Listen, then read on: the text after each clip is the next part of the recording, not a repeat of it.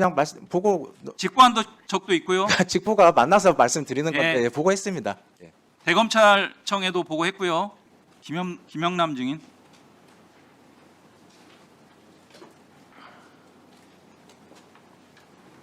예, 인천 서구 이용원입니다. 오늘 대상 사건인 쌍방울 대북송금의 수사 라인에 있다고 아까 수사했다고 했죠. 네, 그렇습니다. 그때 당시에 홍승욱 지검장, 김영일 차장, 김영남, 서현욱 부장검사 그리고 박상용 등의 검사들 이 수사 라인 맞습니까? 서현욱 부장은 제 후임 부장입니다. 그 증인은 언제부터 언제까지 형사 6부장이었어요? 22년 7월부터 23년 9월까지인 것 같습니다. 쌍방울 대북송금 관련 사건들을 이제 총괄하는 부장이었습니까? 예, 맞습니다. 보고는 차장검사, 지검장 이렇게 순차적으로 보고했고요. 네, 그렇습니다. 그러면 부소속 검사들 다 지휘하고 했겠습니다. 보고받고. 네, 그렇습니다. 아까 우리 답변하실 때 이 박상용 검사의 어떤 이런 위법 부당한 수사 행태들에 대해서는 그 당시에는 전혀 몰랐다 이렇게 증언했죠.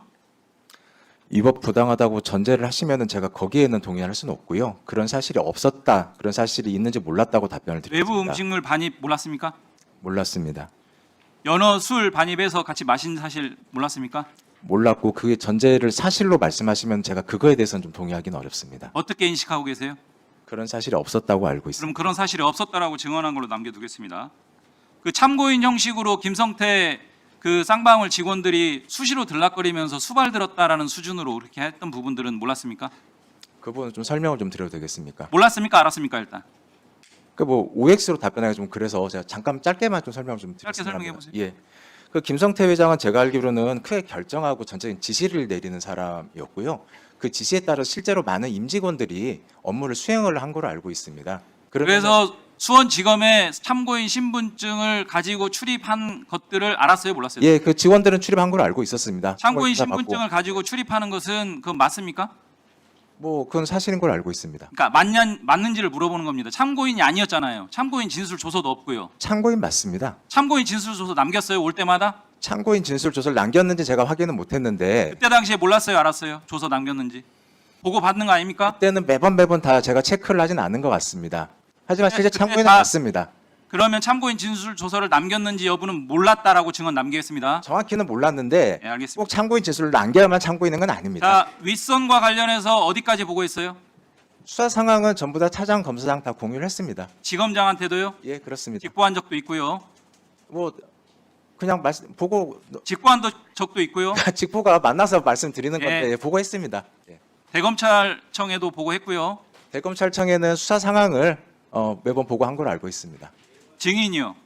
제가 따로 보고하지는 않았습니다. 같이 동행해서 보고한 적 없습니까? 동행했다고요?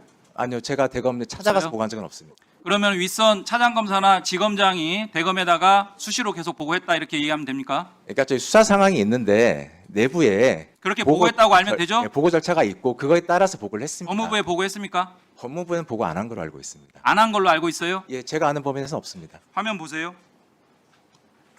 자, 외국한 거래법으로 기소된 그 당사자들 안부수, 김성태, 이화영, 방용철의 기소 일자입니다. 이 사건이 소위 쌍방울 대북 송금 사건 맞죠? 외국한 거래법 위반. 예, 그 포함되어 있습니다. 맞죠? 예. 자, 안부수가 22년 11월 29일 날 가장 먼저 기소가 됩니다. 나머지 이렇게 순차적으로 기소가 됐어요. 맞죠? 기소되면 피고인 신분이죠? 그렇습니다. 자, 그런데 23년 검찰청 소환 횟수를 한번 보세요. 수원구치소에 있는 김성태, 방용철, 이화영, 안부수, 김태현을 이렇게 많이 소환을 합니다. 검찰로 13.135실로 알고 계시죠? 그 숫자는 알지 못합니다. 소환한 거 알고 계시죠? 소환은 이루어졌다는 건 알고 그 있습니다. 당시에도 알았었죠? 알았습니다. 김성태 184회 대한민국 구치소 중에 최고입니다. 자, 이렇게 묻겠습니다. 이 당시 소환할 당시에 이미 재판을 받고 있었던 거 알고 계시죠? 그렇습니다. 피고인 신분으로 이렇게 소환한 이유가 뭐예요? 피고인 신분으로 소환한 게 아니고 제3자 뇌물 사건 다른 사건이 있었습니다. 그 사건의 피의자 신분으로 소환한 걸 알고 있습니다. 자, 다음 화면 보겠습니다. 23년 5월달, 6월달에 내용 보셨죠? 5월달, 6월달에 집중적으로 김성태, 이화영, 방용철을 소환을 합니다. 같은 날에, 같은 시간에 13.135실로요. 알고 계셨죠? 뭐 그 대질 조사가 이루어졌던 건 알고 있었습니다. 대질 조사와 관련해서 피의자 신문 조서 다 남겼습니까? 신문 조서를 필요하면 남기고 대질 그 조사와 관련해서 조서를 남기지 않을 대질 경우에는 조서를 사실 확인서를 아, 작성하라고 얘기했습니다. 질문 듣고 답변하세요. 네, 말씀하십시오. 대질 조서 남겼습니까? 대질 조서 남겼던 걸로 알고 있습니다. 다 남겼습니까? 다는 아닌 걸로 알고 있습니다.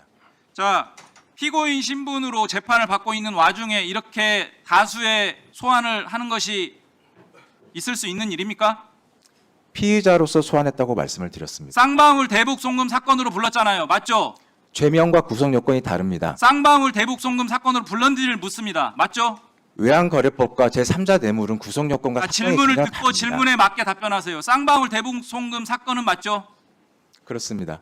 같은 사건으로 피고인 재판을 받고 있는데 동일 사건이라고 얘기해서 이중기소로 기각당한 그런 정도의 동일성 있는 사건을 피고인 신분에 있는 사람을 불러가지고 증인의 검사 경력상 피고인 신분에 있는 사람을 같은 피고인 사건으로 불러가지고 검찰에서 이렇게 184회, 100여 회 이렇게 조사한 적 있어요, 없어요? 증인 검사 이력상.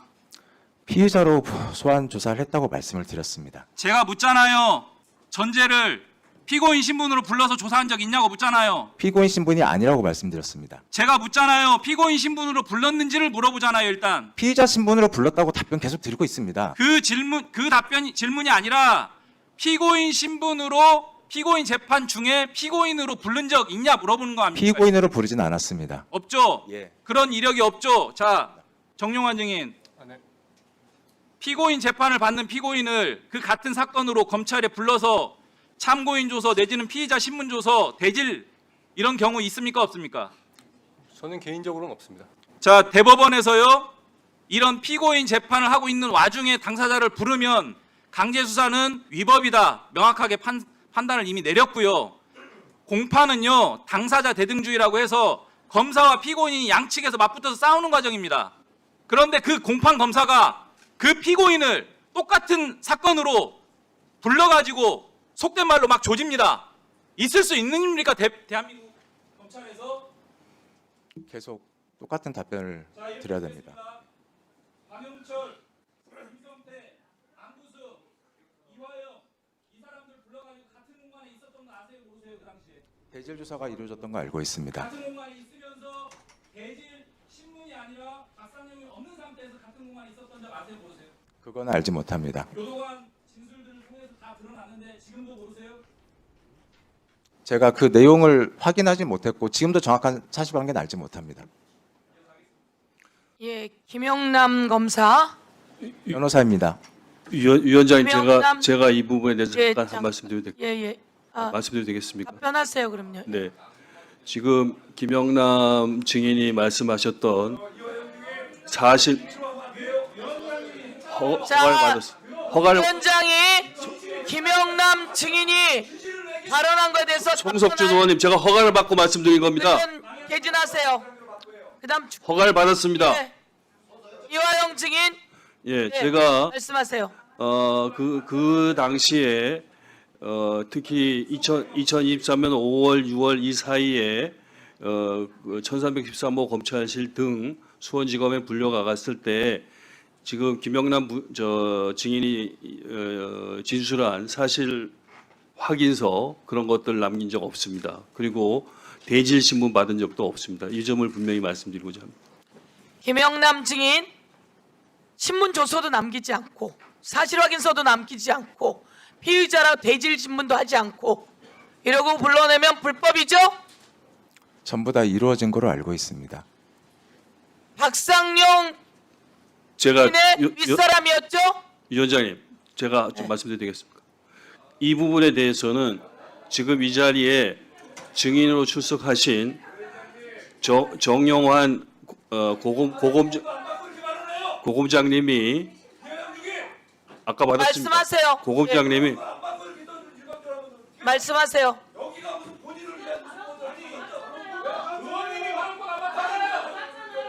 자, 간단히 말씀하세요.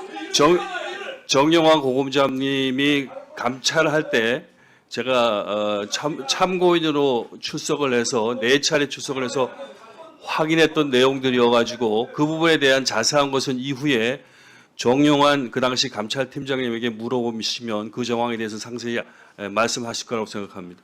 예, 그 감찰 과정에서 진술하셨다 이 말씀이시죠?